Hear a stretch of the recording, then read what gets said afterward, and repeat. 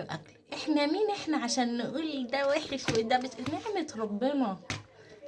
السلام عليكم. انا كنت عايزه اشتغل فود بلوجر من زمان، جايلي وجبتين والله من باب الله، واحده لولي ويوسف وواحده ليا اهي، ومعاهم كمان بصي فراخ ورز، رز بالحمص، رز بسمتي بحمص، ودي سلطه فيها كروب. يعني انا اول مره يعني ما اكلتش اللي هي سلطه الكرنب قبل كده.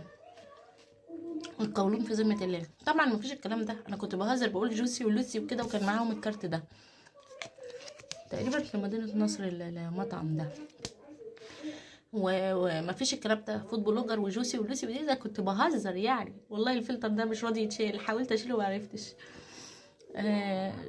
لا، هو الرسول صلى الله عليه وسلم ما عاب من اكل، انا مش حافظه الحديث بس فيما معناه عمره ما عاب في الاكل. احنا مين احنا عشان نقول ده وحش وده مش نعمة ربنا.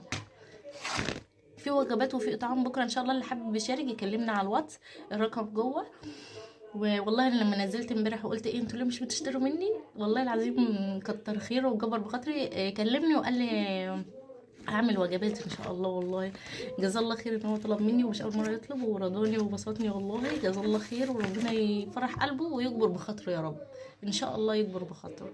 يلا باي باي.